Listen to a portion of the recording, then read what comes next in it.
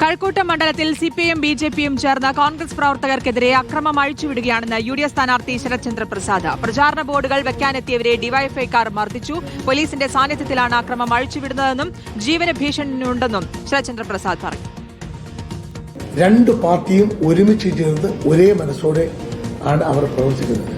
CJP എന്നുള്ള ഡീലിനെ കുറിച്ച് കേരളത്തിലെ ഇന്ത്യയിലെ കോൺഗ്രസ് നേതാക്കന്മാർ പറഞ്ഞതിൽ ഏറ്റവും പ്രധാനപ്പെട്ട ഡീൽ നടക്കുന്ന ഒരു സ്ഥലം കഴക്കൂട്ടമായി മാറിയിരിക്കുകയാണ്.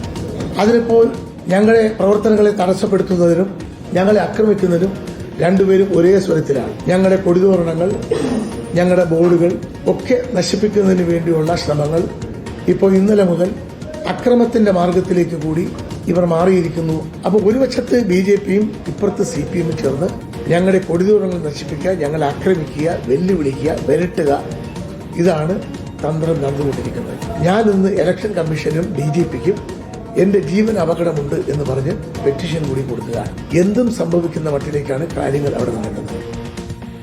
സ്വാന്തന സാജുവിന്റെ വിശദാംശങ്ങൾ നൽകാൻ. സ്വാന്തന, ഡീൽ ആരോപണമായിരുന്നു, അതിലിപ്പോൾ ഒരുമിച്ച് ആക്രമിക്കുന്നു എന്നുകൂടിയാണോ പറഞ്ഞു വെക്കുന്നത്?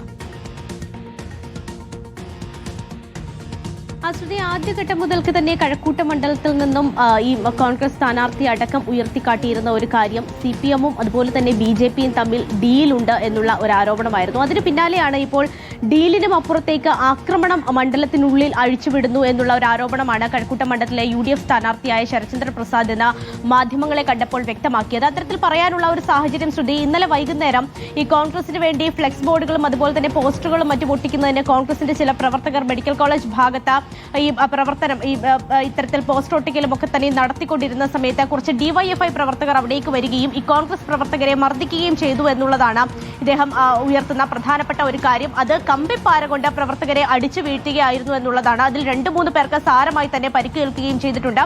തുടർന്ന് അവരെ തിരുവനന്തപുരം മെഡിക്കൽ കോളേജ് ആശുപത്രിയിലേക്കാണ് കൊണ്ടുപോയത്. ആശുപത്രിയിൽ സ്കാനിംഗ് അടക്കം ചെയ്യാൻ വേണ്ടി ആശുപത്രിക്കുള്ളിലേക്ക് കയറിയപ്പോൾ ഈ ആശുപത്രിക്കുള്ളിൽ, പ്രത്യേകിച്ച് സ്കാനിംഗ് സെന്ററിന്റെ അകത്തടക്കം വെച്ച് മർദ്ദിക്കുന്ന ഒരു സാഹചര്യം ഉണ്ടായി. അവിടേക്ക് DYFI പ്രവർത്തകരും അതുപോലെ തന്നെ ആശുപത്രിയിലെ താൽക്കാലിക ജീവനക്കാരും ഒക്കെ ചേർന്നുകൊണ്ട് അവരൊക്കെ ഈ പാർട്ടി പ്രവർത്തകരാണ് എന്നുള്ള ആരോപണമാണ് എന്തായാലും ഈ കോൺഗ്രസ് സ്ഥാനാർത്ഥി ഉയർത്തുന്നത്. ഇവരെല്ലാം കൂടി ചേർന്ന് ഈ ആശുപത്രിക്ക് അകത്ത് വെച്ച് പോലും മർദ്ദിക്കുന്ന സാഹചര്യം ഉണ്ടായി. ഈ സമയത്തൊക്കെ തന്നെ പോലീസ് അവിടെ ഉണ്ടായിരുന്നെങ്കിലും പോലീസ് ഇടപെടാൻ തയ്യാറായില്ല എന്നുള്ള കാര്യം കൂടിയാണ് അദ്ദേഹം വ്യക്തമാക്കുന്നത്. അത് മാത്രവുമല്ല, ഇന്നലെ രാത്രിയിൽ കേസെടുത്തു എന്ന് പറഞ്ഞ പോലീസ് ഇന്ന് രാവിലെ ആയപ്പോഴേക്കും ഈ കേസിൽ കോൺഗ്രസ് പ്രവർത്തകർ കൂടി പ്രതികളാണ് എന്ന് പറഞ്ഞ് ചില കോൺഗ്രസ് പ്രവർത്തകരെ കൂടി പിടിക്കുന്ന സാഹചര്യമൊക്കെ തന്നെയും ഉണ്ടായിട്ടുണ്ട്.